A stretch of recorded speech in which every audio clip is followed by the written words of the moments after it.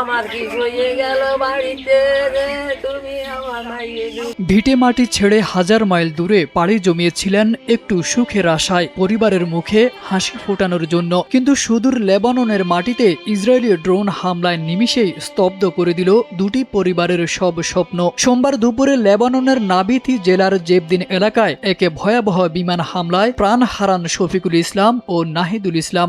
নাহিদুল ইসলাম আপনার কি হয়? এখন নাহিদুল ইসলাম আমার হচ্ছে বড় ভাতিজা, ভাইপো, বড় ভাই ছেলে।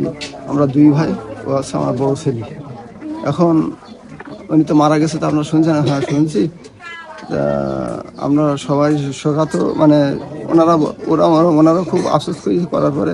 নিহত শফিকুল ইসলাম সাতক্ষীরার ভালুকা চাঁদপুর গ্রামের আফসার আলীর ছেলে। 5+ স্টার রেটিং প্রাপ্ত দেশের সর্বোচ্চ বিদ্যুৎ সাশ্রয়ী ওয়ালটন এসি। স্মার্ট কমফোর্ট এখন নেক্সট লেভেলে। 18 বছরের সাজানো সংসার আর দুই মেয়েকে রেখে মাত্র 2 মাস আগে লেবানন গিয়েছিলেন। অন্যদিকে আশাশুনি উপজেলার কাদাকাটি গ্রামের 20 বছরের তরুণ নাহিদুল ইসলামও গিয়েছিলেন পরিবারের অভাব মোচন করতে। কিন্তু ভাগ্যের নির্মম পরিহাসে আজ দুজনের নিথর দেহ পড়ে আছে বিদেশের মর্গে।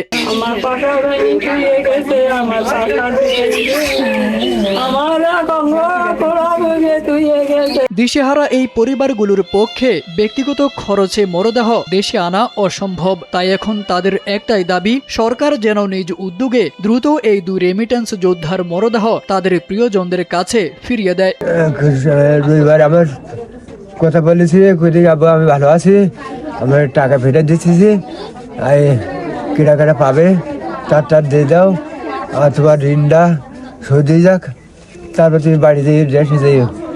এদিকে বাংলাদেশ দূতাবাস নিহতের পরিচয় নিশ্চিত করে মরদেহের দ্রুত প্রত্যাবাসনের আশ্বাস দিয়েছে। জেলা প্রশাসনের পক্ষ থেকেও ক্ষতিগ্রস্ত পরিবারগুলোর পাশে দাঁড়ানোর প্রতিশ্রুতি দেওয়া হয়েছে।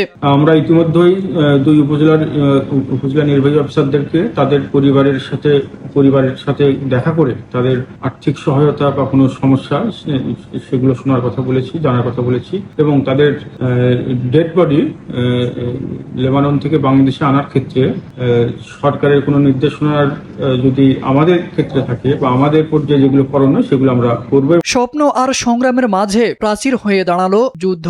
শফিকুল আর নাহিদুলের মতো রেমিটেন্স যোদ্ধাদের এমন করুণ বিদায় মনে করিয়ে দেয় প্রবাসী জীবনের অনিশ্চয়তার কথা। এখন কেবলই অপেক্ষা শেষবারের মতো প্রিয় মুখগুলো দেখার। তারেক আজিজ খান, NPB।